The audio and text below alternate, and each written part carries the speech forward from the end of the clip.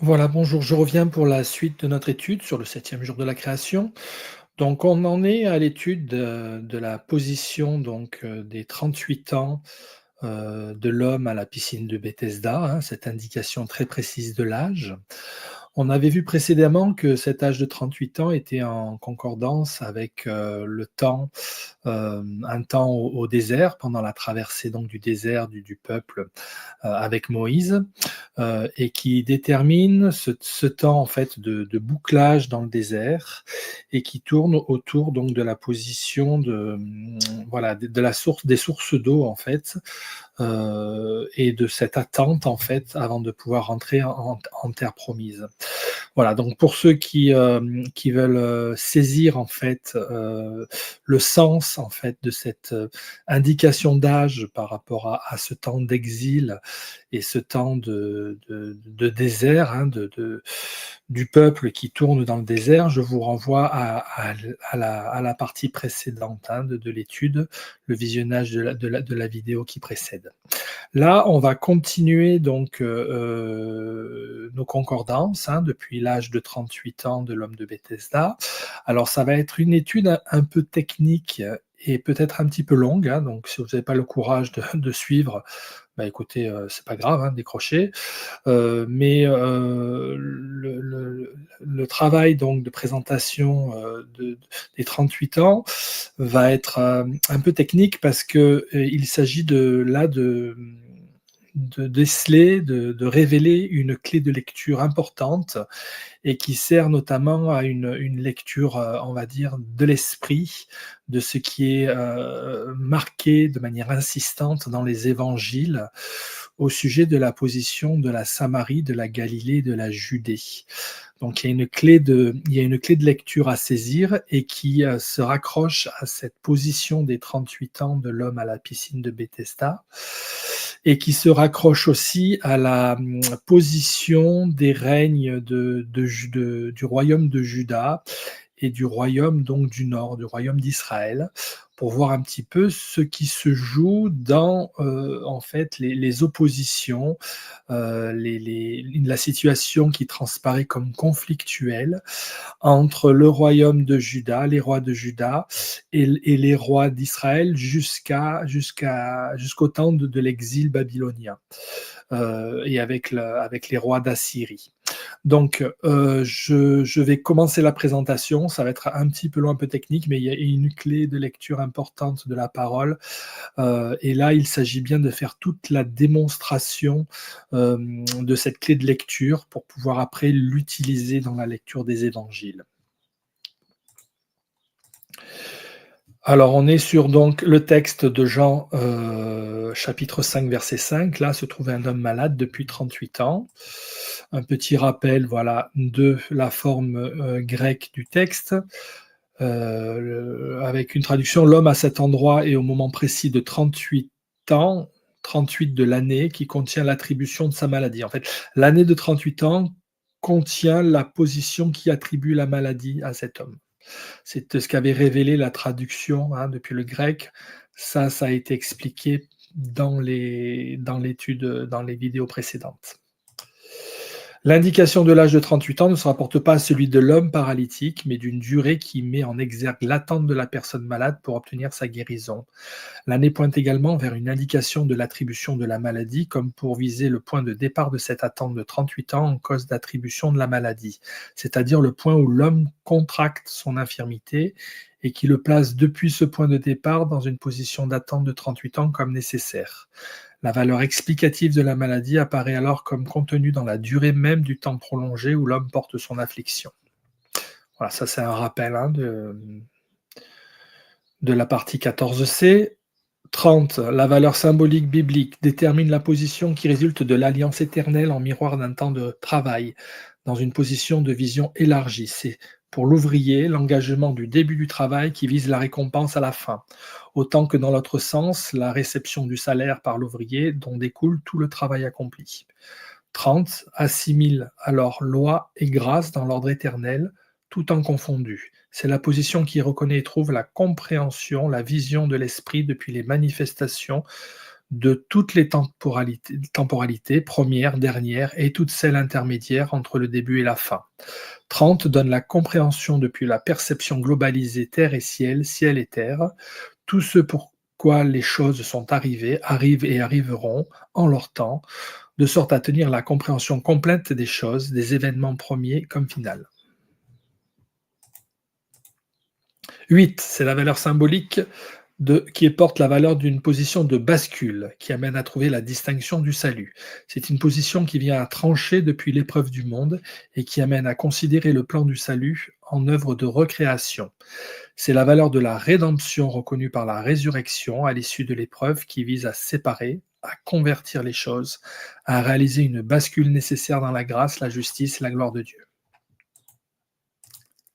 Occurrence de 30, de 8 et de 38 ans dans la Bible. Alors on avait vu occurrence de 38, 4 versets dans le Nouveau Testament, donc de Jean, et 3 dans l'Ancien Testament.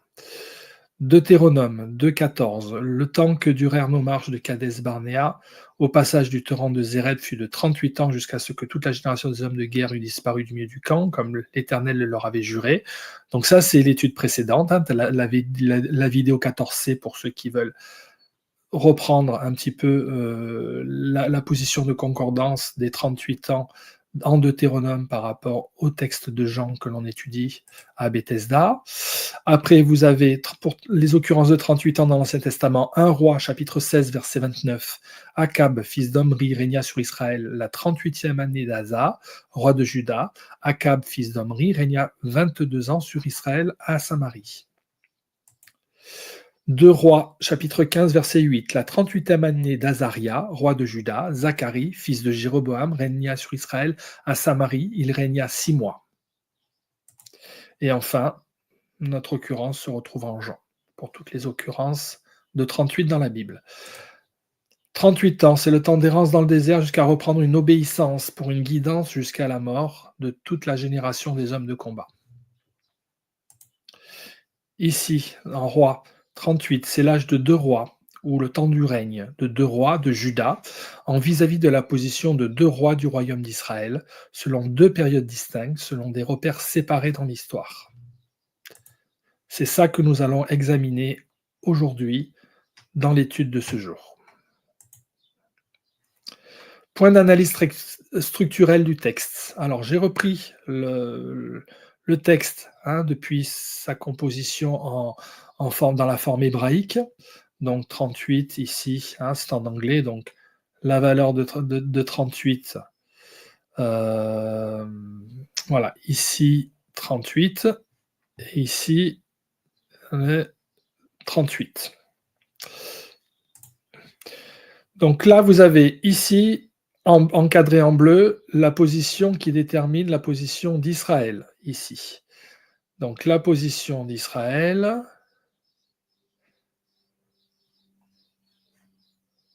position 1 et position 4, ici. Ici, vous avez la valeur de 38 ans, en deuxième position, après la position d'Israël. La position de Juda, ici, en troisième position. La position du territoire d'Israël en Samarie, en cinquième position. Et le temps d'Israël, ici, en dernière position, sixième. Concernant 2 rois, au niveau du texte, on commence par la valeur donc d'un temps, du temps de 38. En deuxième position, vous avez la position liée au roi de Juda. En troisième position, vous avez la position qui est en lien avec le roi d'Israël. En quatrième position, la position liée au territoire donc d'Israël en Samarie.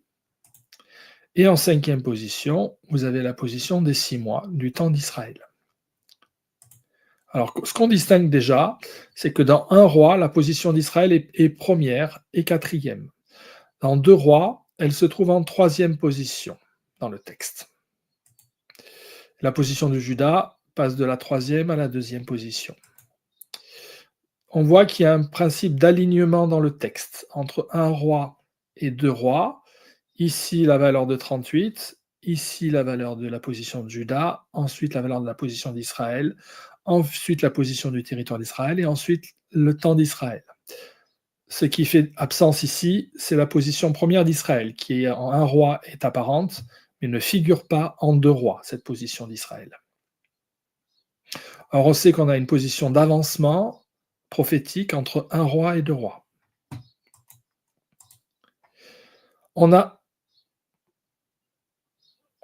donc 23 mots hébreux dans ce verset-là, un roi, et 16 mots hébreux pour construire le verset en 2 rois.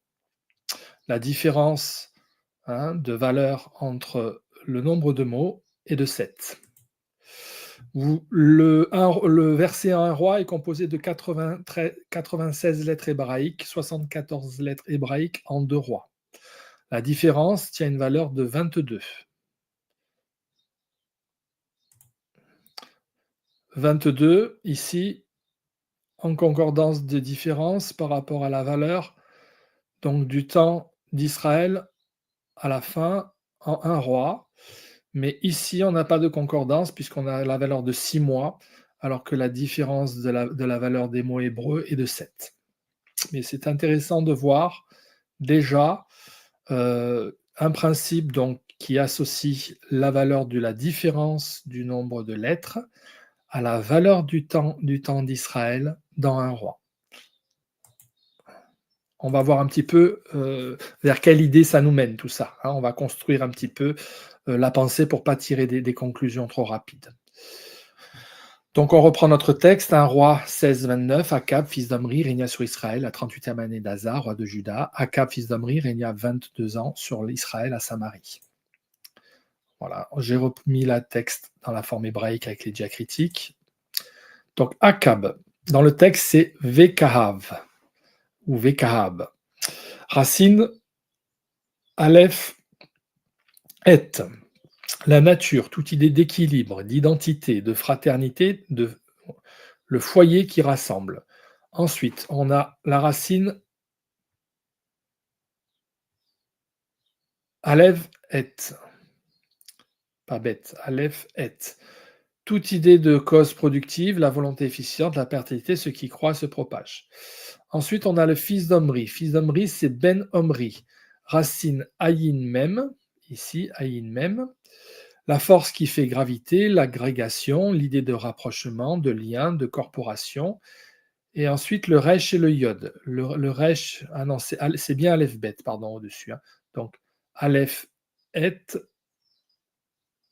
et ensuite Aleph Bet. Donc, on reprend. Fils d'Omri, donc Ayin, racine Ayin même, et ensuite racine Resh Yod, une effluve. Une effluve, une émanation odorante, une exhalation, un ruisseau, un poumon. Donc, ensuite, le nom d'Assa. Assa, dans le texte, c'est Léassa, racine. Donc, Lamed Aleph, expansion indéfinie, le mouvement sans terme. Ensuite, Samer Aleph, toute idée de pourtour, de rondeur, toute chose propre à contenir. Et la traduction de Assa, en fait, du nom, définit la position d'un guérisseur, d'un médecin. C'est-à-dire, c'est celui qui est dans le mouvement pour en faire le pourtour, pour rendre, pour contenir tout ce qui vient à se renouveler. Asa est un roi de Juda qui fit ce qui est bien aux yeux de l'Éternel depuis l'énoncé du texte, luttant contre l'idolâtrie, contrairement à Omri et Akab, les rois du nord, qui firent ce qui est mal aux yeux de l'Éternel. Asa s'étant appuyé sur le roi de Syrie, la fin de ce règne fut plus contrastée et contestée. 2 Chroniques 16-12, la 39e année de son règne, Asa eut les pieds malades au point d'éprouver de grandes souffrances. Même pendant sa maladie, il ne chercha pas l'Éternel, mais il consulta les médecins. Donc les pieds dans le texte, c'est Béréglive, qui veut dire les pieds, et malade, jusqu'en haut, au-dessus, Sagrava. Voilà, donc ça, c'est la traduction en fait, de mot à mot, des pieds, depuis l'hébreu, et malade, c'est jusqu'en haut, au-dessus, Sagrava. Le nom d'Assa porte depuis sa structure lettrée le sens d'un mouvement expansif illimité, mais qui vient toutefois à considérer des limites contenantes, le temps, l'espace, l'occupation. C'est le déploiement de l'unité qui fait le tour jusqu'à rejoindre la position unitaire finale. C'est l'idée de l'unité qui se dispense et au terme revient dans la base de l'unité. Une position progressive de mouvement avec la considération de la nature stable, unitaire de ce qui a imprimé le mouvement initial. Voilà. Donc, on va voir un petit peu parce qu'en fait, ce qu'il faut savoir, c'est que dans la présentation de l'ordre des rois, hein, au niveau des rois, en fait, au moment de la scission des rois du Nord et du roi du Sud, on a souvent ce mouvement-là, en fait, de descendance, où on a un roi qui fait bien,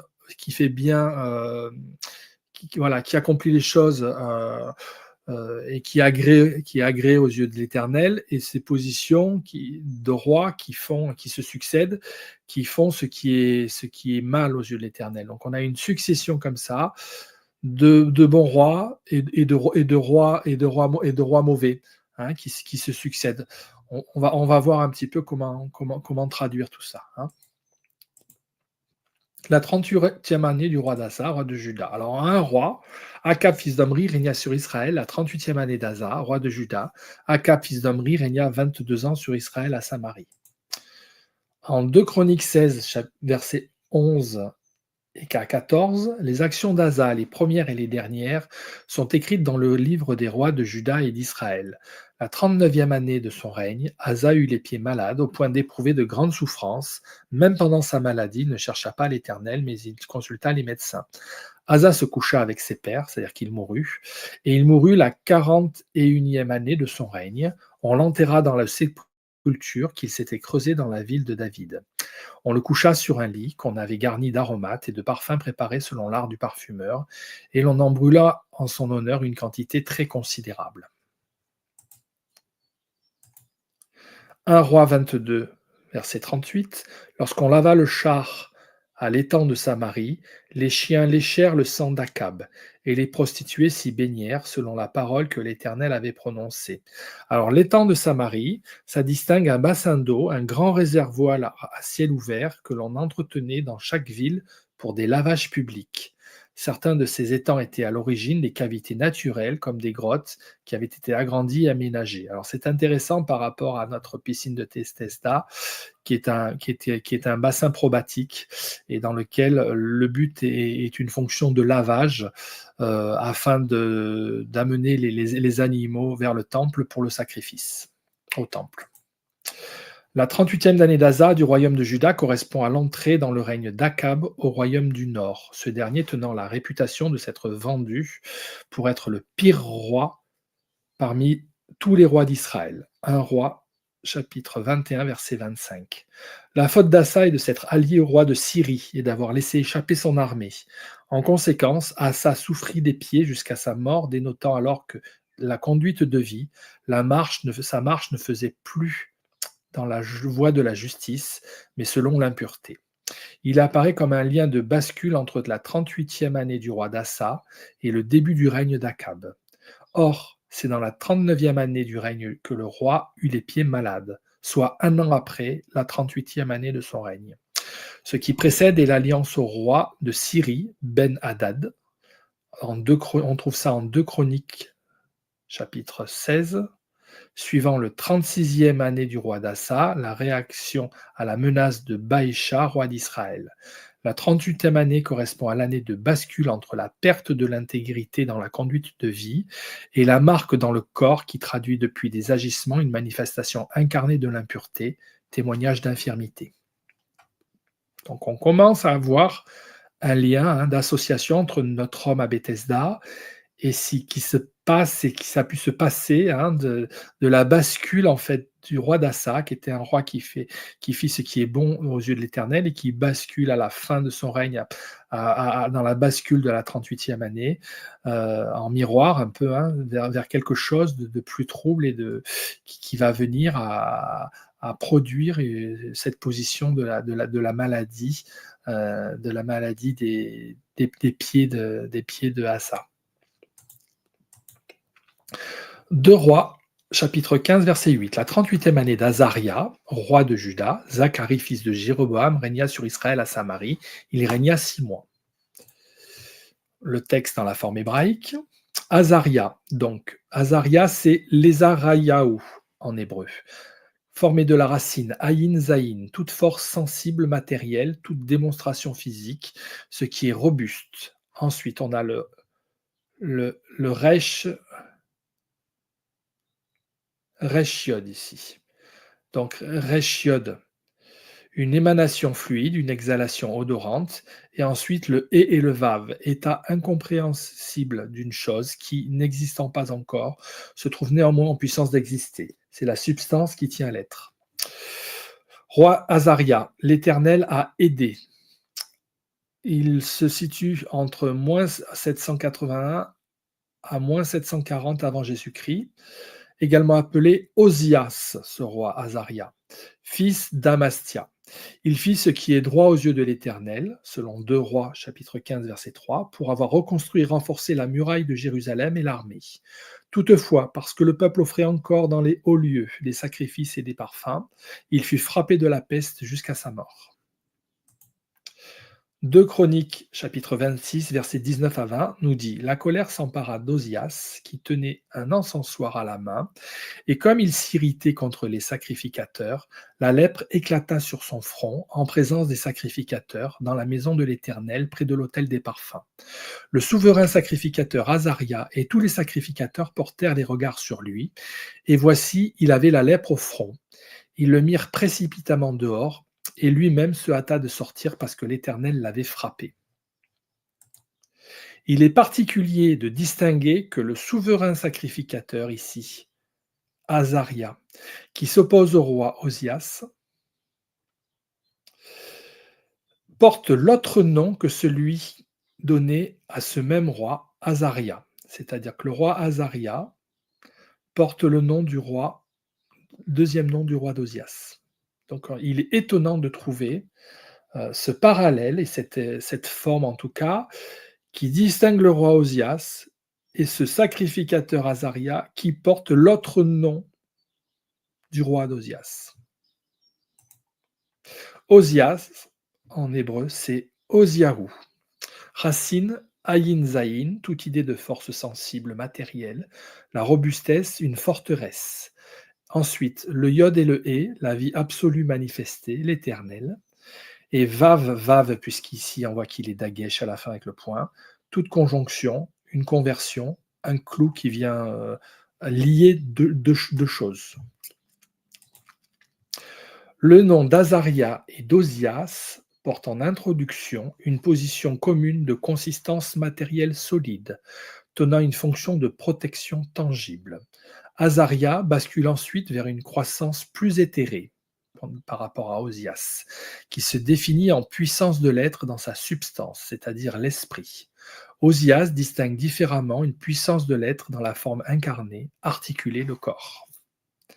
Donc on voit bien comment Azaria, dans sa structure du mot, va évoluer de quelque chose vers quelque chose de, pour Osias, reste d'une chose en fait de consistance tangible à quelque chose d'articulé dans le corps, alors que Azaria part de la même position d'une consistance matérielle solide vers une bascule dans l'esprit. Donc c'est deux mots qui visent à distinguer en terminaison pour Osias le corps et pour Azaria l'esprit. Raison pour laquelle on comprend pourquoi Osias porte ces deux noms. Soit c'est Osias si on est dans la dimension de la matérialité qui reste dans le corps, et pour Azaria, on a la position du même roi, qui est la position de la consistance matérielle solide, mais qui bascule et qui se transforme vers la substance de l'esprit.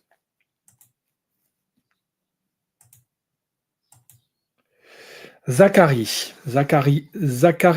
l'Éternel se souvient, racine Zayin Kaf, toute idée de diffusion dans le temps ou l'espace, ce qui coule, un flux, un vieillissement, une chaîne. Ensuite, on a la racine Resh Yod, une émanation fluide, une exhalation odorante.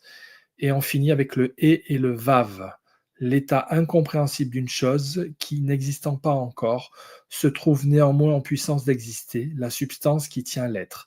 Et comme on a un dagesh, on peut aussi considérer la racine vav qui désigne l'idée d'une conversion, d'un attachement à la conversion.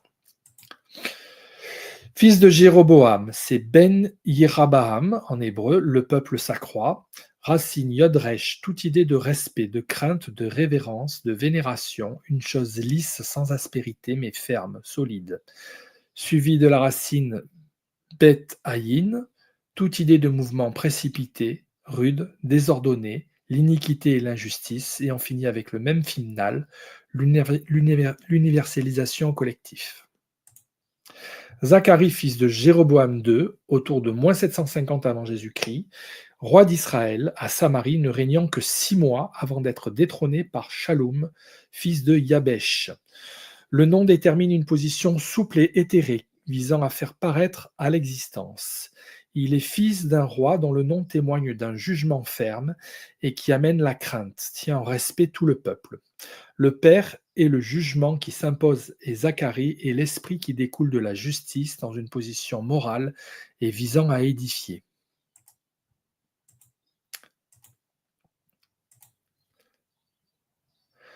Deux Rois, chapitre 15, verset 17, on va lire le passage, mais on va le prolonger un peu jusqu'au verset 17.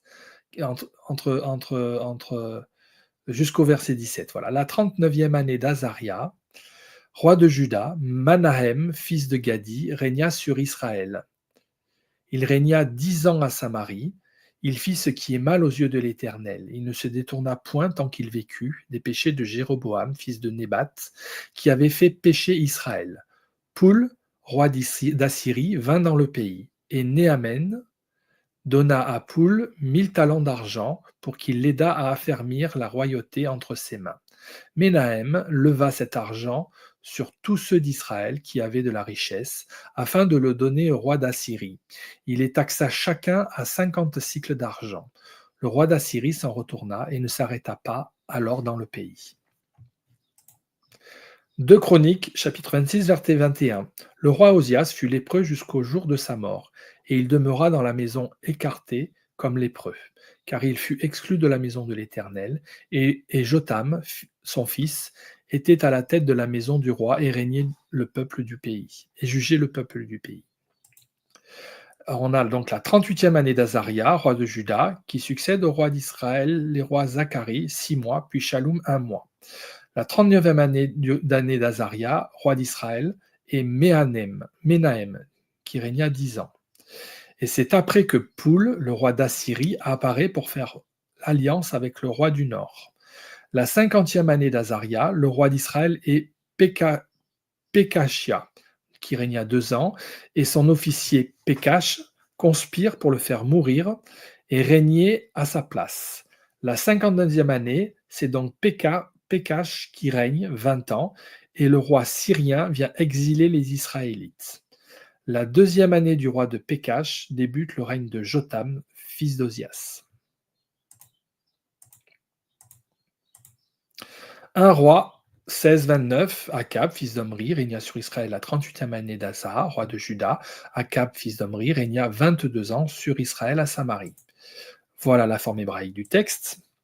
On a donc en -878, début du règne du roi d'Akab, 7e roi d'Israël, l'un des rares rois d'Israël dont l'histoire est connue à cause d'Élie. C'est un roi d'Israël qui est vraiment l'emblème de la figure opposée à Dieu et dont le prophète Élie vient contester la position de la gouvernance et de la royauté, replaçant le Créateur à travers la dimension de tout ce qui concerne la position qui vient à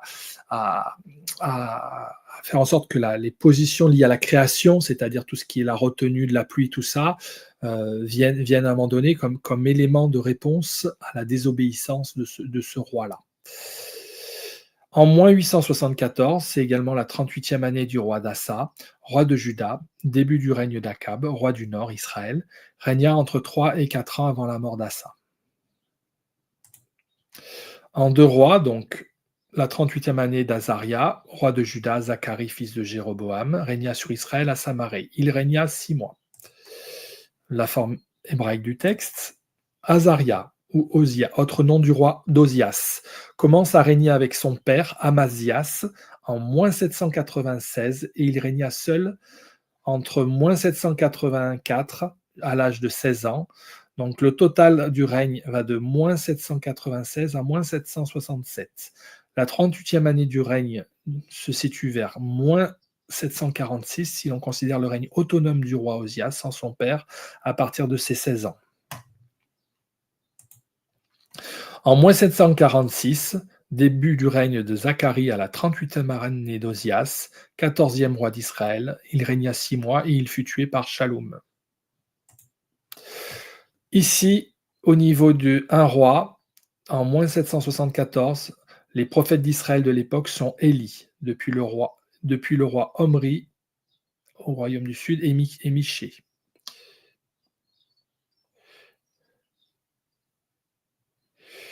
Ici, en -774, prophète de Juda de l'époque, c'est Azaria, fils d'Obed. Bon, Omri et Michée sont deux prophètes aussi. On a Élie, Omri et Michée.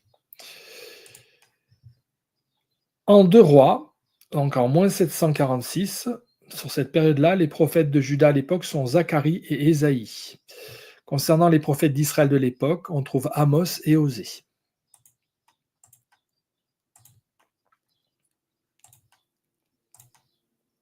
Donc je reprends les valeurs de nos deux textes, de nos deux occurrences de 38 en 1 roi et en 2 rois. On voit ici, c'est la forme hébraïque de ce qui concerne la 38e année.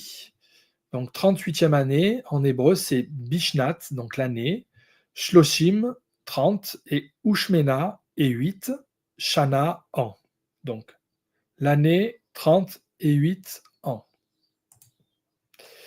Ici, en 2 rois, c'est la même forme du texte et vous pouvez observer ici dans le texte que l'écriture est parfaitement identique jusque dans le détail des moindres diacritiques. C'est-à-dire qu'entre les deux passages, les deux versets, vous avez exactement au diacritique près, concernant ces 4 mots, exactement les mêmes diacritiques aux mêmes endroits, de la même manière.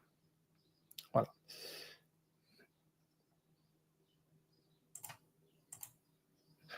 Donc l'année, on a vu, c'est formé donc Bishnat, c'est formé de la racine bet, donc bet dagesh ici, avec le point au milieu de la lettre, doublement de la lettre.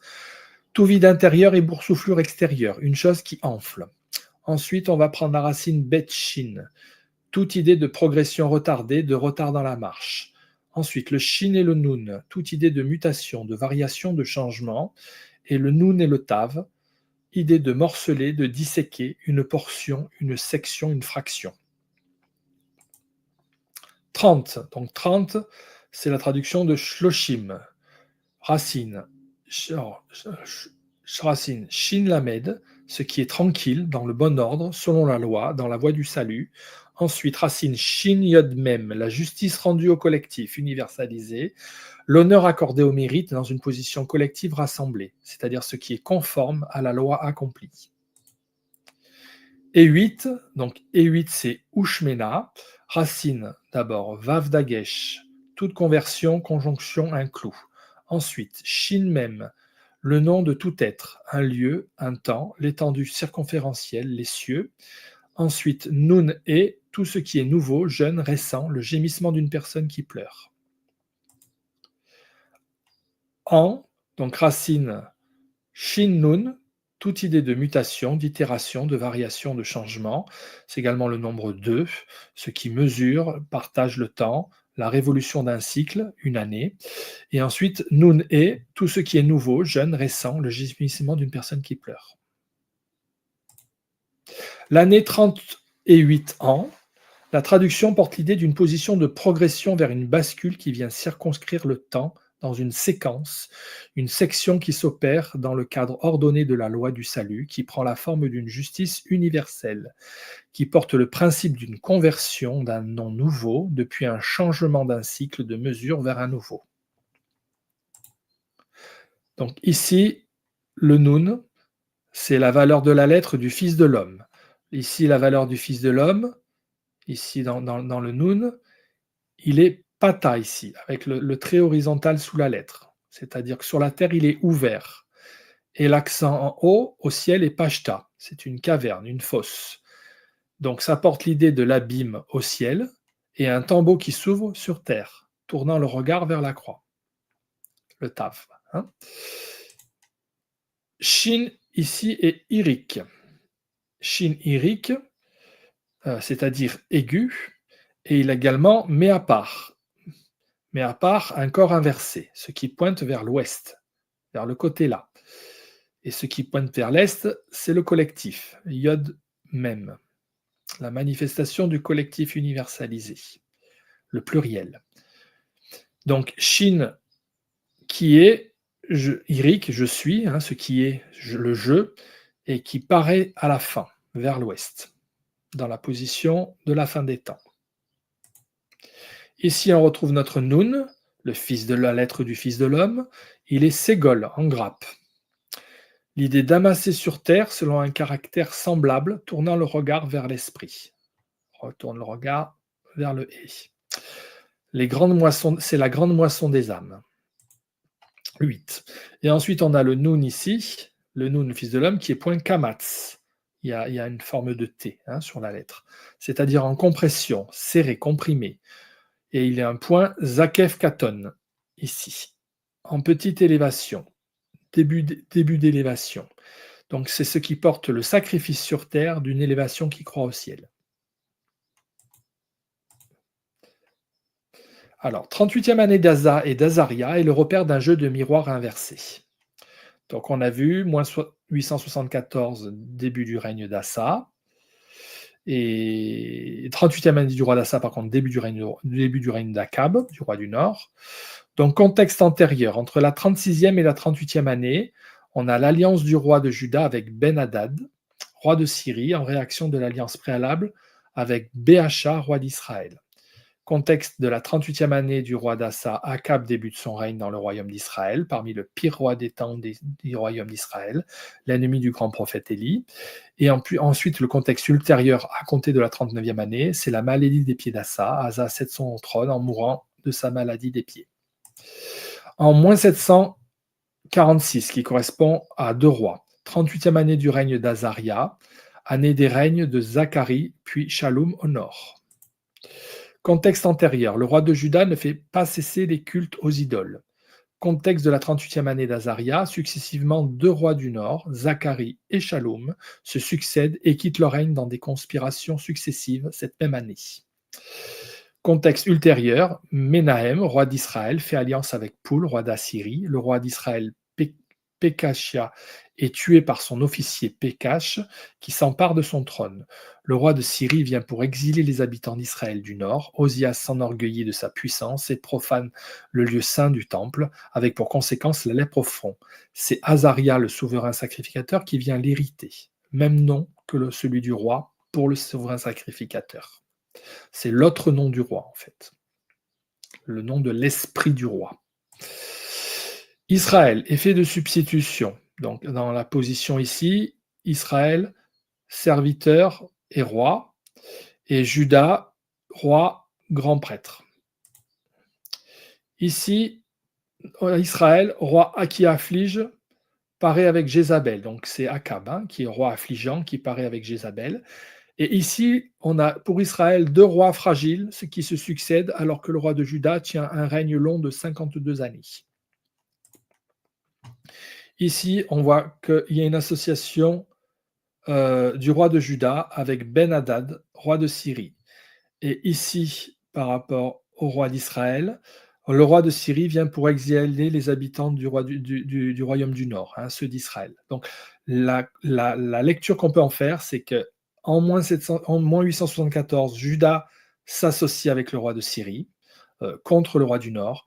Et en moins 746, un autre roi d'Assyrie vient pour exiler les habitants d'Israël du Nord. Donc on a un découlement de cette association-là et de la position effectivement qui s'articule entre les deux rois, roi de Juda, roi d'Israël, qui a une conséquence en lien avec l'association roi de Syrie sur l'exil. Ici, on découle à la période du roi d'Asa et du roi d'Akab, donc la maladie des pieds d'Asa. Et ici, en résulte pour le roi de Juda, donc Osias, la lèpre au front. Situation qui relève des pieds, hein, donc du début de la voûte jusqu'au front, c'est-à-dire jusqu'au sommet, de la conduite de vie pour Asa, jusqu'à la manifestation donc de l'intelligence et de la pensée, de tout ce qui s'articule autour de la notion de sagesse et de la tête, en ce qui concerne la position marquée de la maladie d'Osias. Donc, on reprend nos textes, on resitue au niveau temporel, hein, il y a plus de presque 100 ans d'écart, un peu moins. Akab règne sur Israël à la 38e année du roi d'Asa, roi de Juda. Et à la 38e année d'Azarias, roi de Juda, on a Zacharie qui règne sur Israël. Rappel contextuel historique. Salomon construit le premier temple de Jérusalem, c'est-à-dire le temple sédentaire qui est fait de pierre. Sa construction dure 7 ans. Vers la fin de son règne, le peuple reproche à Salomon de percevoir des impôts trop lourds. Cette animosité, utilisée par Jéroboam, provoque, après la mort de Salomon, le schisme entre Juda et Israël. La division entre les royaumes d'Israël et de Juda est perçue comme un déclin consécutif à l'infidélité à Dieu. En moins 722, le royaume du Nord a été détruit par les Assyriens et la population déportée conformément à la politique militaire d'Assyrienne, résultant ce qu'on appelle les 10 tribus perdues d'Israël. Juda a été détruit par les Babyloniens en moins 898, moins 582, et les citoyens les plus influents de la région ont été déportés à Babylone. Donc ici, on retrouve la maladie des pieds d'Assa, figure comme l'apogée de la puissance terrestre d'Israël à travers Omri et Akab, puis l'asservissement à la Syrie. Ici, la maladie de la tête d'Osias figure comme l'apogée de la puissance terrestre de Juda à travers Azaria, ayant résisté à l'asservissement par l'Assyrien, mais mis en déroute en moins 598 par l'asservissement de la Babylonie. Il y a un bascule de force, hein, et un renversement de force qui se fait entre ces deux rois, entre la tête et les pieds et la tête plutôt, et il y a une position en même temps de convergence et de bascule de force, hein, entre Israël et Juda. Place d'Israël comme dissoute au début, mais néanmoins réaffirmée dans l'existence d'un nouveau temps à la fin, mais alors un temps modifié comme écourté. 1 roi 16-29, donc le roi Israël identifié aux 38 ans du roi de Juda et le règne du roi d'Israël reconnu en Samarie pour 22 ans. Et dans 2 rois, le roi d'Israël n'est pas présenté initialement. On a 38 ans du roi de Juda et le règne du roi d'Israël reconnu en Samarie pour 6 mois. Ici, on a un vide, c'est-à-dire que le roi d'Israël, en un roi, n'est plus présent dans 2 rois, en introduction de la proposition de la concordance entre ces 2 passages. Comme si la perte d'identification initiale du roi d'Israël ne changeait en rien ce qui identifie le temps du règne de Juda, 38. Comme nécessaire pour reconnaître ensuite le règne d'Israël en Samarie. Et comme si la perte d'identification initiale du roi d'Israël, en plaçant au début du règne de Juda, modifiait significativement à la fin des temps le règne d'Israël, puisqu'on passe de 6 mois, de 22 ans à 6 mois, hein, pour le règne du roi d'Israël. Ratio de temps divisé par 44. Judas, se rattachant à l'identification des prescriptions de son père Israël, amène à tenir une position en Galilée, la Samarie de l'époque, offrant la vision d'Israël d'un règne de 22 ans. Mais comme Judas ne doit pas ou ne va pas se rattacher à l'identification des prescriptions de son père Israël, cela l'amène hein, le père Jacob, hein, Israël, en fait, le père de Juda. Cela amène à tenir une position écourtée de vision en Galilée, Samarie, pour un temps de règne d'Israël de seulement 6 mois, une demi-année. Donc on a une progression, en fait, qui amène à une position écortée du temps de règne d'Israël à la fin. Le peuple de Juda, pour 38 ans de règne, est vers l'exil, qu'il ait ou non décidé Israël dans son principe, considéré Israël dans son principe. Et le peuple d'Israël pour 22 ans de règne, pour celui qui considère Israël au principe, mais 6 mois de règne parce qu'il ne le considère pas. Aucune occurrence de 22 dans le Nouveau Testament, mais qui peut reconnaître le règne d'Israël avant la fin de l'épreuve du temps de Juda au désert. C'est une question. 6 occurrences de 22 dans le Nouveau Testament, plus 18 occurrences de 22 intégrées dans une valeur de nombre plus grande, c'est-à-dire 1222 par exemple. Hein. Total des 22 des occurrences dans le Nouveau Testament, c'est 24. 24 comme 24 anciens, reconnus à la fin dans l'Apocalypse depuis les prescriptions d'Israël vers les tribus de Juda. Pour ceux que ça intéresse, je renvoie vers une autre étude concernant les anges de l'Apocalypse et cette valeur des 24 anciens, hein, prescription d'Israël vers la tribu de Juda. Genèse 49, versets 8 et 12. Judas, tu recevras les hommages de tes frères, ta main sera sur la nuque de tes ennemis. Les fils de ton père se prosterneront devant toi. Judas est un jeune lion, tu reviens du carnage, mon fils. Il ploie les genoux, il se couche comme un lion, comme une lionne. Qui le fera lever? Le sceptre ne s'éloignera point de Juda, ni le bâton souverain d'entre ses pieds, jusqu'à ce que vienne Shilo et que les peuples lui obéissent. Il attache à la vigne son âne, et au meilleur cep le petit de son ânesse. Il lave dans le vin son vêtement, et dans le sang les raisins de son manteau. Il a les yeux rouges de vin et les dents blanches de lait. Stabilité de la valeur de 38 ans pour la considération du règne de Juda. On reprend nos deux textes. Ici, c'est la valeur des 38 ans. Hein. 38 ans reporté ici et reporté ici. On a vu c'était exactement la même présentation des mots jusque dans les diacritiques. Concordance parfaite des diacritiques. Année, Bishnat, donc Bet, on a vu, vide intérieur, sulfure extérieur. Bet-shin, toute idée de chaleur, d'éclat, une sorte de retard dans la marche, l'action de tourner au lieu d'avancer. Confère, partie 14c, concernant les 38 ans au désert. Deutéronome 2, 14. Ensuite, on a la racine nuntav, toute espèce de division corporelle, un membre, une action de morceler, mettre en portion, en section, voilà, tout ce qui vise à faire une fraction. Bête, la maison, l'activité intérieure redoublée. Irique, aigu, jeu. Shin, la dent, le point de tension de la flèche avant de partir vers sa cible. Sheva, complet. Nun, le fils de l'homme, la lettre. Pata, en ouverture, déverrouillé. Et Pashta ou Kadma, étirement, Tav, la croix. 30. Shelachim, racine, Shin Lamed, ce qui suit la loi, ce qui est tranquille, heureux, conforme, dans le bon ordre, dans la voie du salut. Ensuite, Shin Yod, une justice rendue, ce qui est similaire. Un honneur accordé au mérite, la position équilibrée. Et enfin, le même finam, le collectif finalisé dans une position universalisée. Shin, la dent, le point de tension de la flèche avant de partir vers la cible. Sheva, complet. Lamed, le bras qui se déploie. Shin, la dent encore, le point de tension de la flèche avant de partir vers la cible. Il est Irik Maepar. Aigu, corps inversé vers l'ouest. Yod, la main du ciel. Même les eaux rassemblées en collectif final, la mer. 8. Ushmena, racine, Vav Dagesh, le clou, ce qui est chevillé. Shin Mem, l'espace circonférentiel, l'étendue d'un être dans son entier, son nom. Le temps et l'espace total occupé. La gloire manifestée, un des noms de Dieu, Hachem. Nun est ce qui est nouveau, jeune, récent. Vav, la vue, et l'ouïe, le nœud qui réunit ou le point qui sépare. Shin, l'arc et la flèche prête à s'élancer. Sheva, complet. Même, les eaux vives qui coulent. Olam, comble et élevé. Nun, le fils de l'homme, Ségol regroupé. Et le souffle, le passage de l'air, qui est Pashta, étiré, prolongé. Et en, c'est Shana, exercice, période.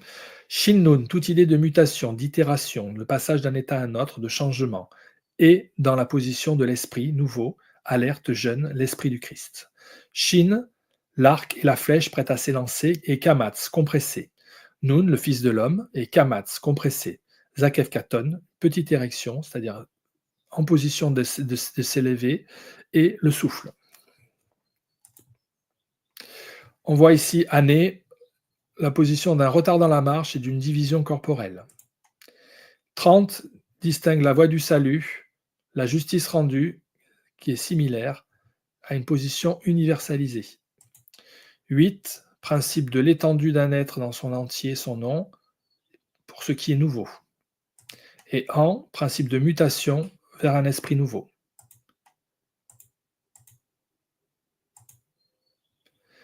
Alors, concernant la valeur de 20, on a vu 20, 22 ans, c'est la traduction de donc Esserim, racine Ayin Sim, une conformation par agrégation des parties, une combinaison, un plan formé d'avance. Resh Yod, une effluve, une émanation éthérée spiritueuse, une exhalation odorante, la source d'un ruisseau, un poumon.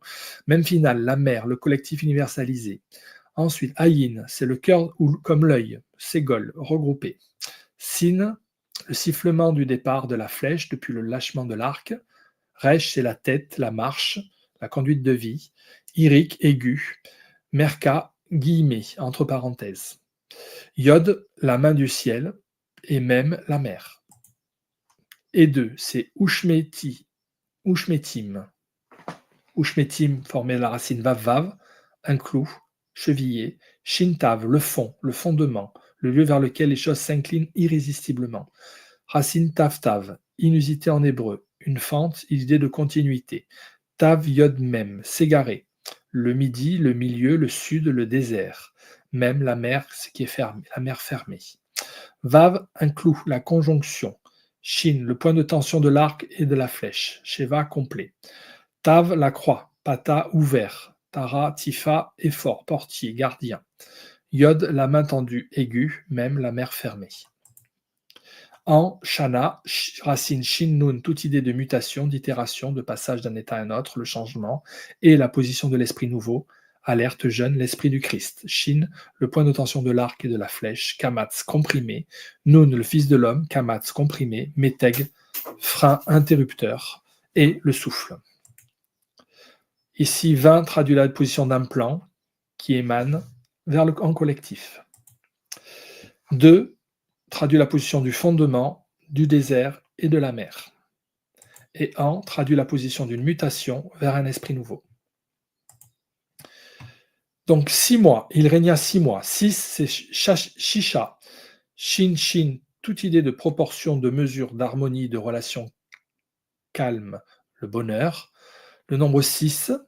Et Shin E, le rayon qui dessine la circonférence, la position d'extension du centre qui détermine l'achèvement de toute chose en circonférence, idée opposée de tumulte et de calme, d'action d'appeler, vouloir, désirer. Shin, le point de tension de l'arc et de la flèche prête à être tiré depuis vers la cible. Irik, aigu. Shin et Dagesh, redoublé. Kamatz, comprimé. Et Merka ou Marik, guillemets, relief. En relief. Moi, c'est la traduction de Kodashim, racine, et dalet, division d'une chose arrêtée par l'effort de sa contraction. Une chose aiguë, un sommet, une pointe. Shinyod, une justice rendue, un honneur accordé au mérite, ce qui, tombant sous le sens, paraît évident. Bem, le collectif rassemblé à la fin, l'universalisation. Et, la crainte, valeur de 8, dans la position de l'alphabet hébreu. L'existence élémentaire, le champ de l'homme, le travail, l'idée d'effort. C'est Et et Sheva, complet, et Kamatz, comprimé.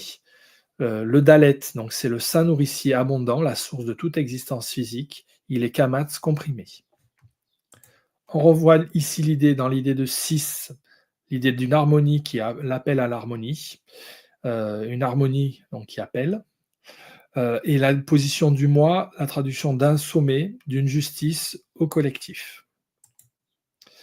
On voit ici que dans les 22 ans, donc en un roi, un plan formé, un plan est en lien avec la justice, l'émanation est en lien avec le sommet, et le collectif ici en 20 et ici en moi. Donc on a un lien de concordance entre la position de 20 dans un roi et la position de moi en 2 rois. En, ici, mutation, rejoint l'idée d'harmonie et l'esprit nouveau rejoint l'idée d'appeler. Donc l'idée de l'année se rattache à l'idée de la valeur de 6 en 2 rois. Le fondement rejoint l'idée d'harmonie. Le fondement rejoint l'idée du sommet. Le désert rejoint l'idée d'appeler, celui qui appelle au désert, et le désert rejoint l'idée de la justice, puisque le malade, celui qui a commis le mal, est envoyé au désert pour sa purification. La mer rejoint l'idée d'harmonie quand elle est calme, et la mer rejoint l'idée du collectif. C'est l'endroit qui regroupe la vie.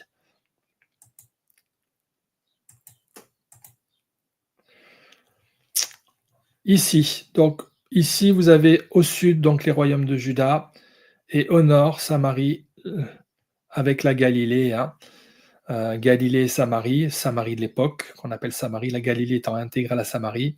Vous avez les 10 tribus de Jéroboam et des Omrides. Et au sud la lignée de David. Valeur de l'indication de la Samarie en territoire d'Israël. Samarie en un roi prend cette forme-là, et en 2 rois, cette forme-là. On distingue d'abord qu'il y a 2 points au-dessus du mot Samarie dans les deux passages du texte, à la fois le point Shin et le point Sin, simultanément sur la même lettre. Particularité de la lettre Sin qui comporte à la fois le point Shin et le point Sin. C'est comme s'il n'y avait pas de distinction dans le mot Samarie entre la flèche qui est prête à être tirée de l'arc et la flèche qui est déjà lancée vers la cible. Une indication simultanée de la vallée de Kidron à l'est, entre le temple et le mont des Oliviers, et du Hénon à l'ouest, qui a donné en grec le nom Géhen, Gei Inon, lieu des sacrifices à Moloch, vers la porte de Jaffa. Le S détermine le mouvement regroupé du début et de la fin simultanément, prenant la forme d'une valeur indistincte du mouvement et de l'espace, de l'intention et de l'accomplissement, en position déterminée qui confond le commencement et la fin, l'Orient et l'Occident.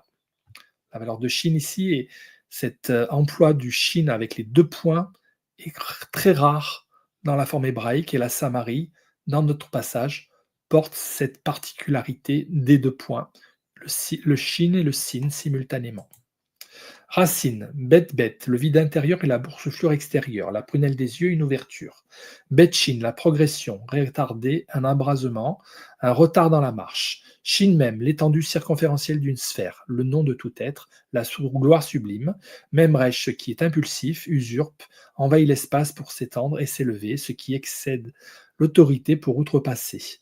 Et ensuite, Resh Vam Nun final, le cours de l'eau du Fils de l'homme, la trajectoire de l'homme vers un relâchement, un languissement. L'habitation, l'activité intérieure ici, on voit, est Dagesh, redoublée, et complète, Sheva. L'action relative, consécutive impulsée, donc le Shin, est Shofar, Holer, ou Muna, corps marchant de l'est vers l'ouest, donc du principe du commencement vers l'aboutissement de la fin. C'est guidant, réconfortant. La position souple ici, le même, la position souple et fluide de l'eau, est étendue, Sheva, et complète. La tête, donc le Resh ici, le Resh, la raison, la conduite de la marche est Zakef Katon, en petite élévation. Et ensuite, enfin, ici, la droiture conjonctive, ici, la droiture conjonctive, donc le clou, le Vav, et Olam, élevé, éternel. Et ce Olam se fait entre la tête et le Nun final, qui est le Fils de l'homme, en achèvement du mot de Samarie. Ici, l'habitation, ici, l'activité intérieure est Dagesh et Sheva, redoublée complète. L'action relative, donc le shin, consécutive impulsée, est sans ponctuation inférieure ici. On perd la ponctuation du bas qui précédemment désignait ce qui devait aller vers l'ouest. C'est-à-dire que là, on n'a plus d'indication de l'ouest. On est arrivé en fait à la position consécutive en deux rois. Ensuite, la position souple fluide, étendue comme la mer, est Sheva. Donc pareillement, Sheva ici, complète.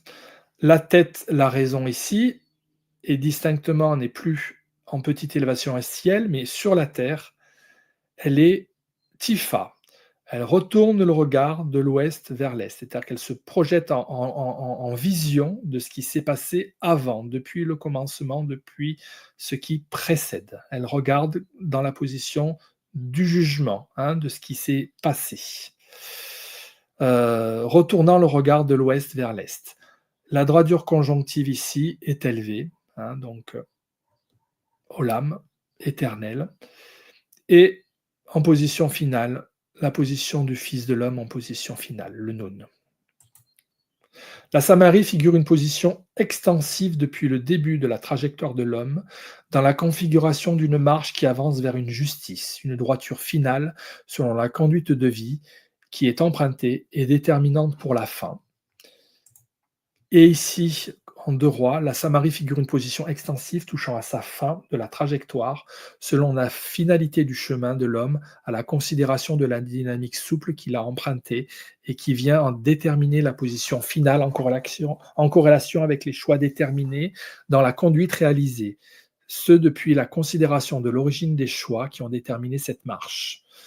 Voilà, les deux traits en deux rois à la fin du nom détermine la Samarie dans la connexion à la valeur du jour de l'homme, comme des mois ou du royaume d'Israël, est révélée après Juda, et non plus selon Juda, entre les deux positions d'Israël qui l'encadrent.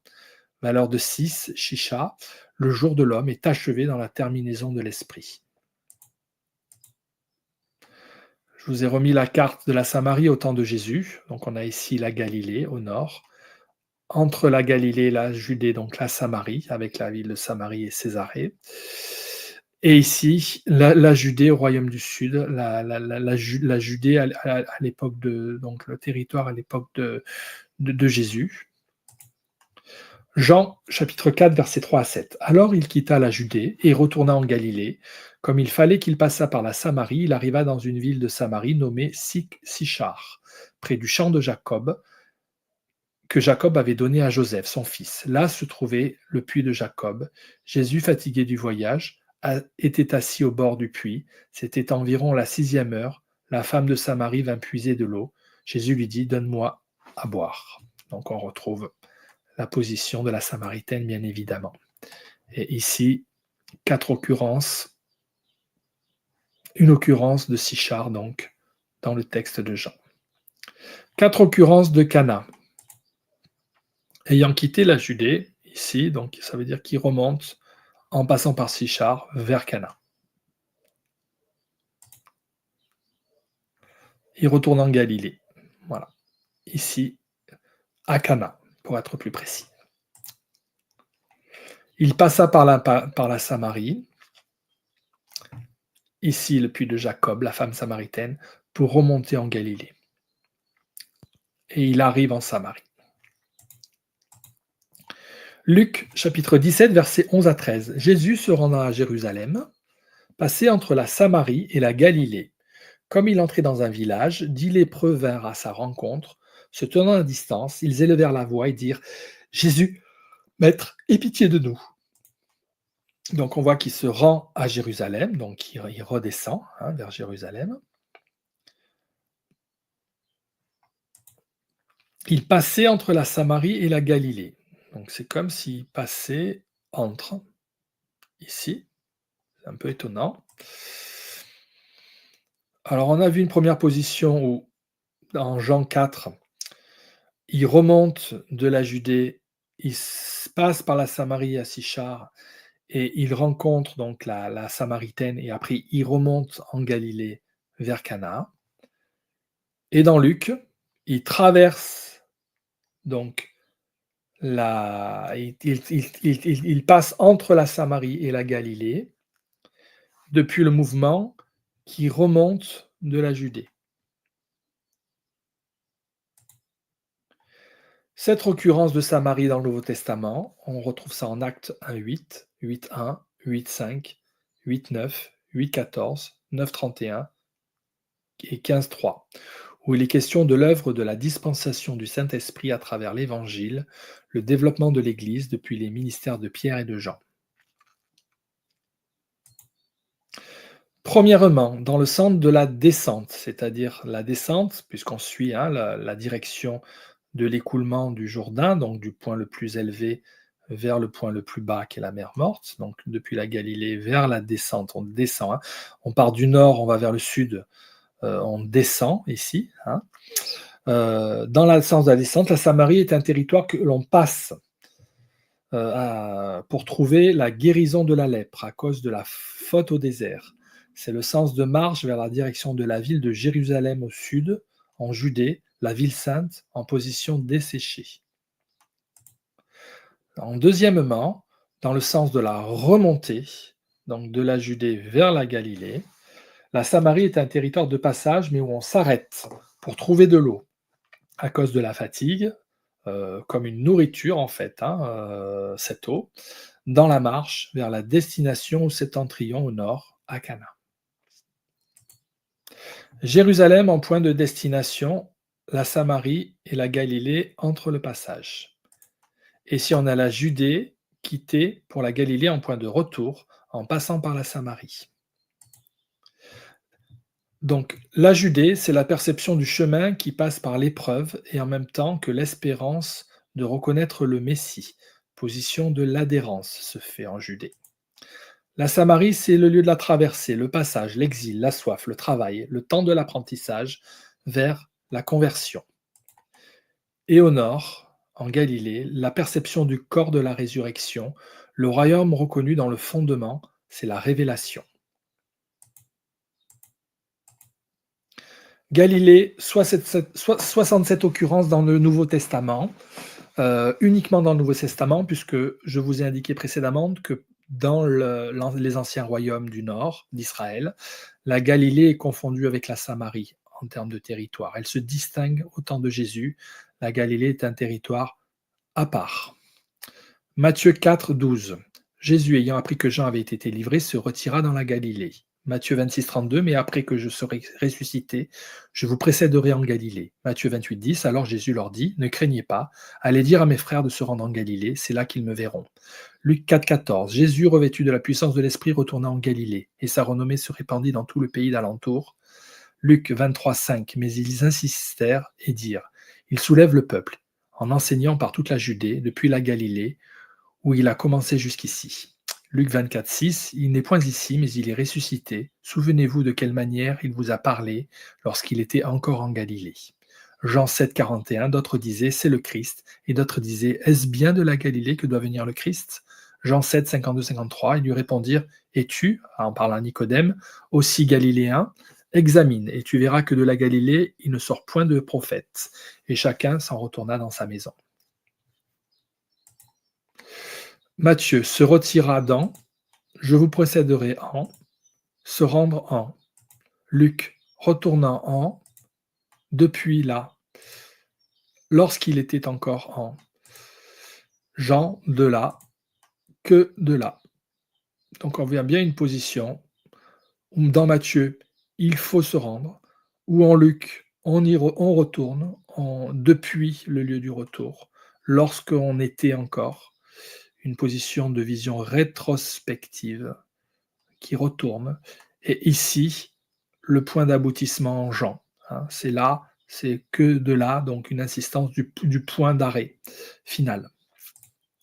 Galilée, c'est Galalia en grec, territoire de la manifestation de la révélation, le lieu du retour, territoire qui précède d'où le Christ est manifesté et où il retourne près du Père, le royaume de Dieu pour complétude de la création de l'homme. Samarie, 34 occurrences dans le Nouveau Testament tout de même. Luc 17, 11 à 12. Jésus se rendant à Jérusalem, passé entre la Samarie, c'est le lieu entre le lieu de l'épreuve des puissances du monde et la Galilée, le lieu de la révélation de l'accomplissement divin. Comme il entrait dans un village, 10 lépreux vinrent à sa rencontre, se tenant à distance. Jean, chapitre 4, versets 3 à 7. Alors il quitta la Judée et retourna en Galilée. Comme il fallait qu'il passât par la Samarie, lieu de passage entre la Judée et la Galilée, position nomade de traversée comme au désert, il arriva dans la ville de Samarie, ville, lieu visant à étancher ce que produit la traversée du territoire de Samarie, la soif au désert, nommé Sichar, près du champ de Jacob, que Jacob avait donné à Joseph, son fils. Là se trouvait le puits de Jacob. Jésus, fatigué du voyage, était assis au bord du puits. C'était environ la 6e heure, heure à partir de laquelle le jour se lève. C'est le lever du jour, où les choses deviennent visibles et où le travail à la lumière peut commencer. Une femme de Samarie vint puiser de l'eau. Jésus lui dit: Donne-moi à boire.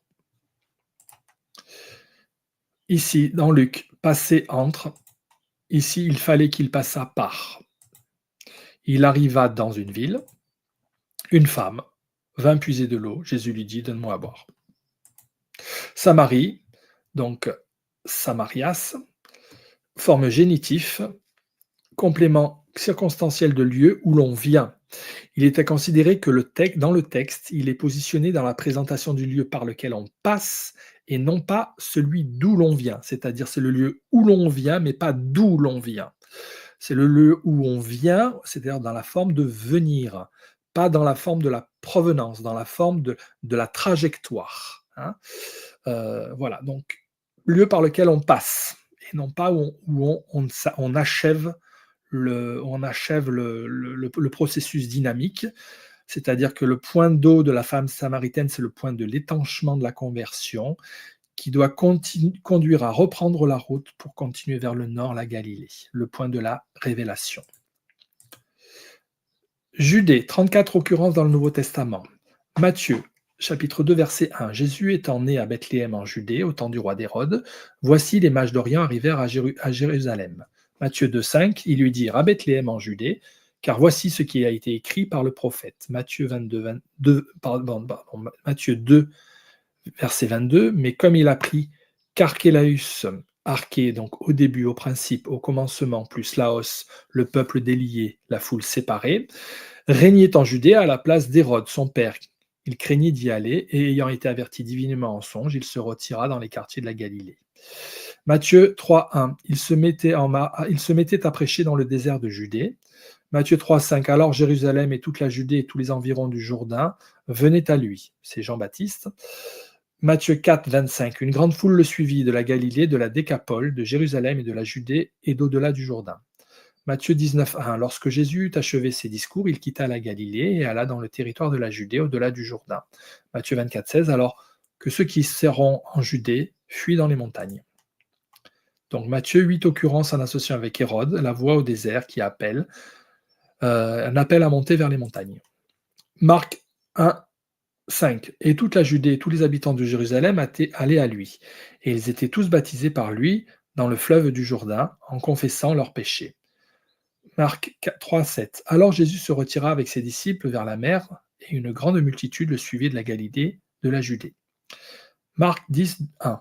Jésus étant parti de là, vint aux confins de la Judée, le long du Jourdain, et le peuple s'assembla encore vers lui, et il continua à les instruire, comme il l'avait accoutumé.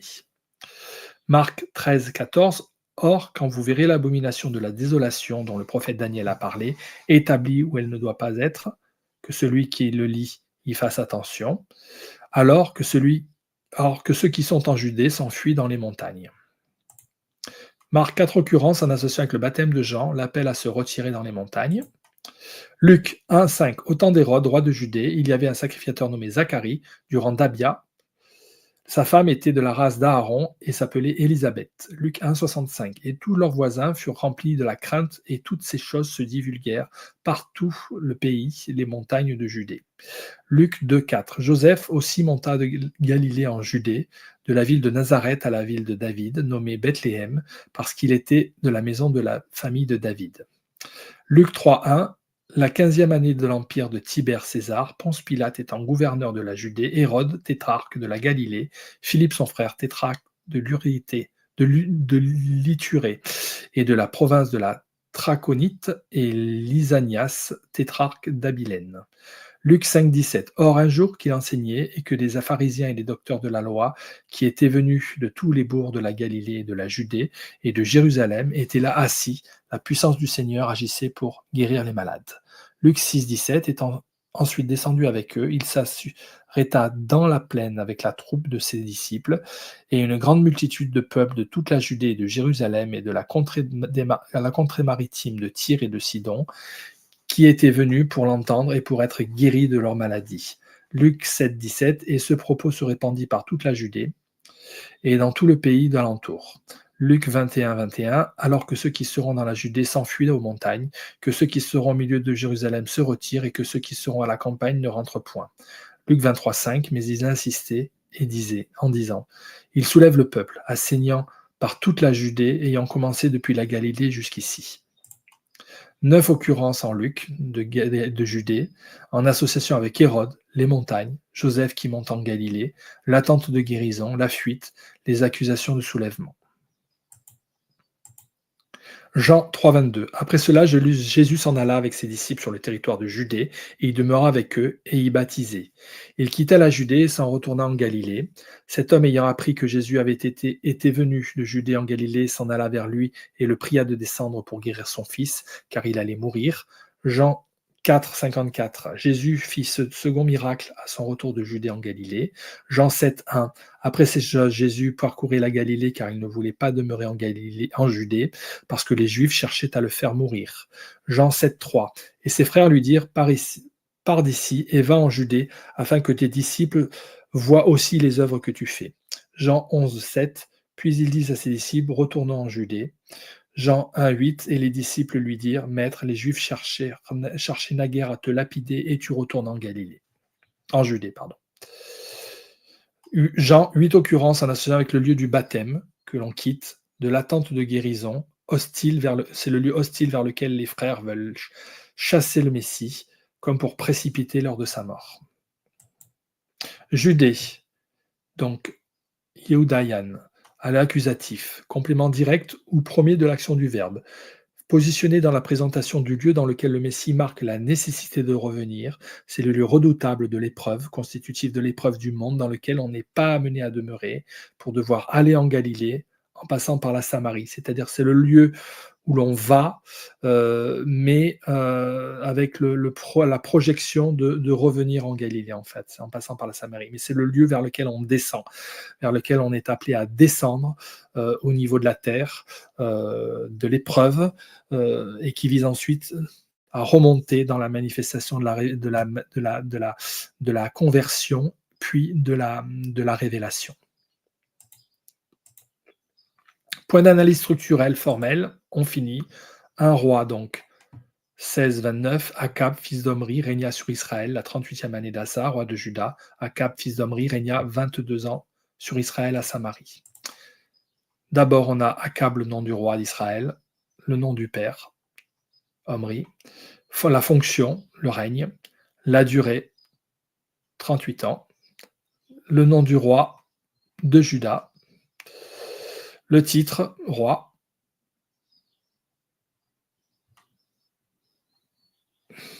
ici, Akab, le nom du roi d'Israël, de nouveau, le nom du père, la fonction, le règne, 22, la durée, rattaché à la position au sujet du roi d'Israël.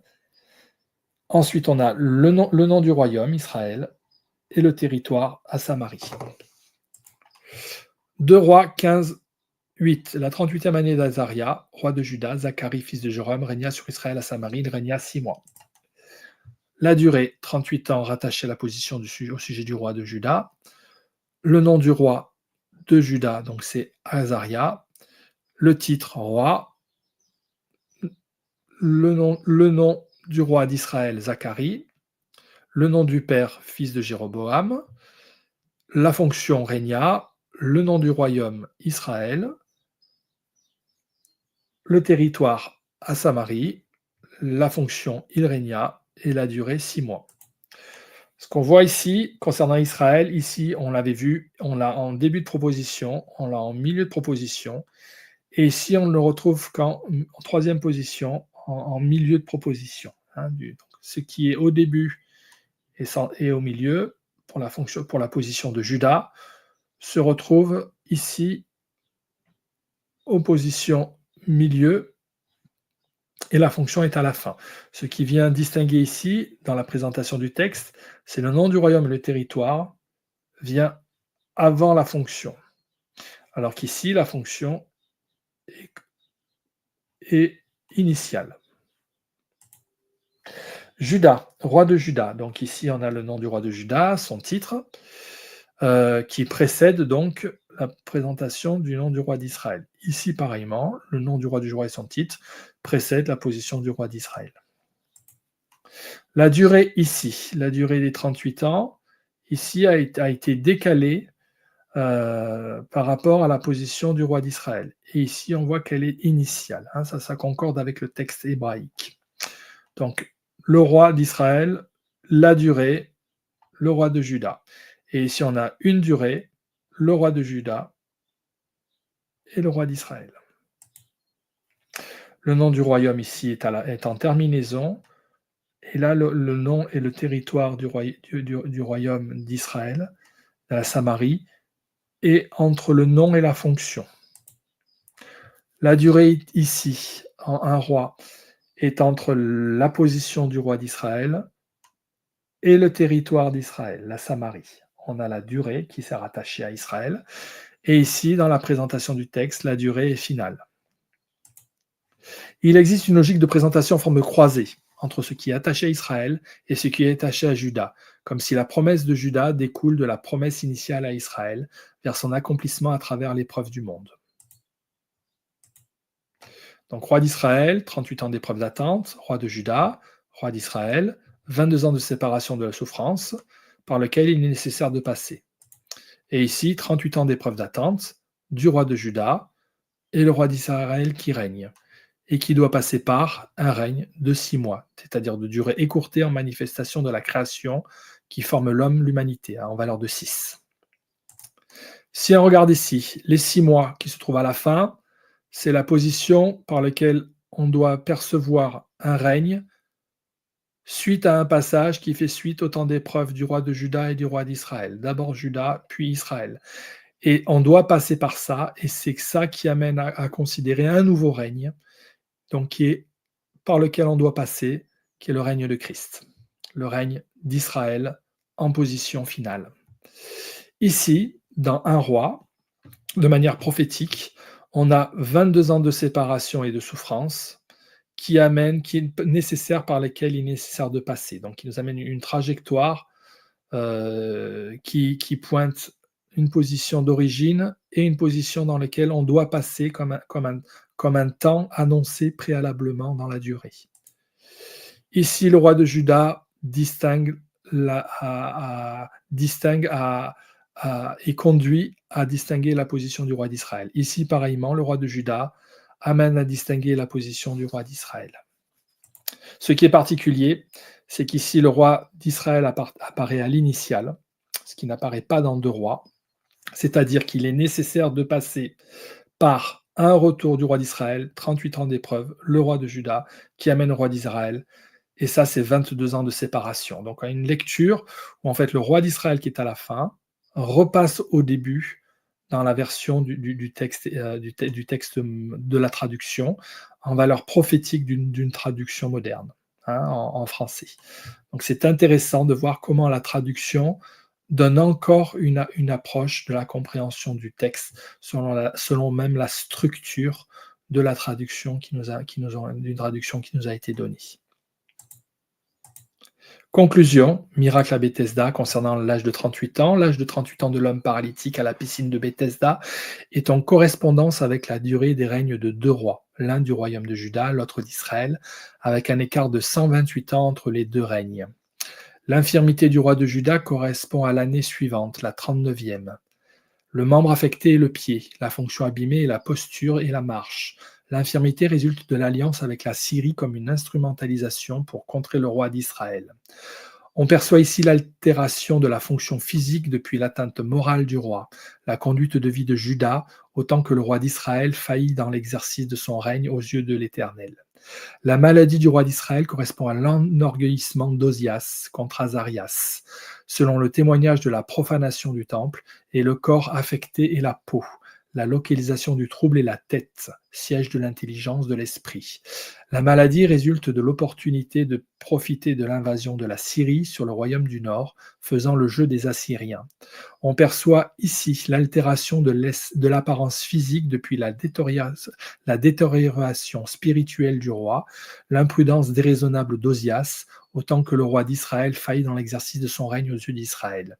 Les 38 ans représentent la durée du règne avant que les conséquences de l'injustice des rois d'Israël se reportent physiquement, moralement, spirituellement sur le roi de Juda, comme une association miroir d'un jugement d'un royaume adverse qui viendrait à se reporter sur la personne du roi de l'autre royaume.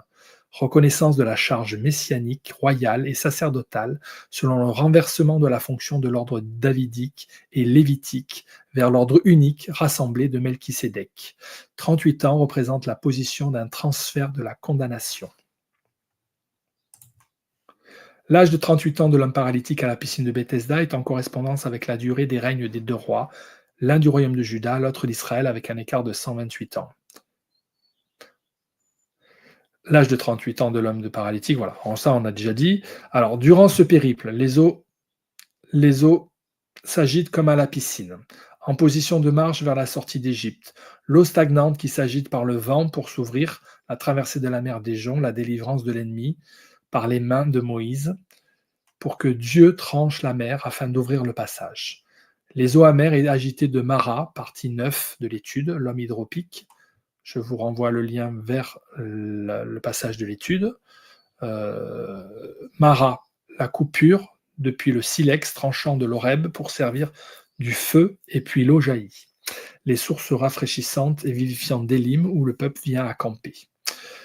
En position de blocage et d'attente, 38 ans, les eaux agitées de Mériba. Je vous ai mis le lien du passage dans YouTube par rapport à mon étude. Mériba, deux frappes, les eaux abondantes et les bouillonnantes pour libérer les eaux, l'eau et le sang. C'est le temps où le peuple s'accroît et attend de sortir de l'exil dans lequel il tourne à cause du mouvement des eaux amères qui frappent le peuple et se rattachent à la position d'une coupure, celle du côté du Messie. Les eaux de la querelle, de la contestation, discorde du peuple, pierre d'achoppement à propos du témoignage et de la reconnaissance de l'œuvre du Messie, contestation de la messianité, divinité de Jésus-Christ, dispute de la parole, et en position de marche vers le tournoiement à Cadès, les eaux vives depuis le mouvement de parcours depuis la source, le Zéred, l'Arnon de Jacob et le Jourdain, je vous renvoie à l'étude précédente, partie 14c, l'accroissement des générations jusqu'au signal du jugement avant l'entrée dans le royaume et en vis-à-vis la mer morte sans aucune vie. Les 38 ans désignent une période de délai d'attente plus que la désignation d'un âge. Avant cela, la libération de l'esclavage du monde pour entrer dans le désert, en vue d'un périple devant conduire à la terre promise, comme un temps de 40 ans correspondant au temps de l'épreuve dans un monde aride, sec, infertile, le monde depuis le départ du Gan d'Éden, dont 38 ans à tourner, à craindre les ennemis, à se quereller, à désobéir, à éprouver la longueur de l'attente. C'est le temps des eaux de la contestation, celle au sujet des divisions, au sujet du Messie, du débat des orgueilleux qui ont des velléités de pouvoir, des contestations au sujet du chef de l'autorité du peuple, de la valeur de la parole. C'est le Messie placé dans la configuration d'une pierre d'achoppement et de l'attente de trouver un chemin pour entrer dans la terre de la promesse. Nous sommes actuellement dans ce temps des 38 ans d'attente, de marche nécessaire pour passer vers le rétablissement selon la marche du Seigneur. C'est l'attente de reconnaître le 7e jour de la création comme un jour de révélation et comme un jour terrible de jugement de la terre et des cieux, ce grand jour de la concrétisation de l'espérance messianique qui, depuis la puissance de miséricorde du Christ révélée à travers l'épreuve du monde de la création, est attendu. 38 ans, c'est la période d'expression des expressions des vanités des hommes dans leur errance à la recherche de trouver Dieu et qui espèrent l'Éternel. C'est le temps durant lequel nous nous débattons par nos propres forces dans l'espérance d'aller mieux, selon la prétention des œuvres vaines, des croyances limitantes, des agitations désordonnées, des raisonnements corrompus, des tentatives faussées. C'est le temps où Dieu prend patience pour fonder le temps de l'émergence de notre attente, de l'espérance nécessaire à la révélation. C'est la fonction du temps qui joue pour accomplir l'œuvre du Seigneur comme distinctif dans notre temps pour parvenir à l'adhérence. 38 ans, c'est le temps vers un passage, un rétablissement de l'ordre de la marche en valeur de cette attente du point de la révélation au plus haut, au plus abouti, la position qui reconnaît la fonction de la résurrection du Christ. Cela est représenté dans le principe du retour à la source, l'image de la terre de Galilée au puits de Jacob qui reconnaît au fond dans l'eau souterraine l'image de l'eau puisée, Israël. Le point le plus bas pour extraire au fond dans l'obscurité ce qui est souple et profond, l'eau, le moins perceptible pour l'amener à la lumière du jour, au tangible, la gloire comme une source tirée du désert, le rétablissement de la Jérusalem par l'acquisition de la nature la plus élevée qui tient lieu de révélation de ce qu'elle a été toujours et au principe du céleste premier, la Jérusalem céleste pour royaume de Dieu de toute la création déroulée et restaurée, la paix acquise après le vacarme. Voilà, je vous remercie pour votre écoute et je reviens vers vous pour la suite.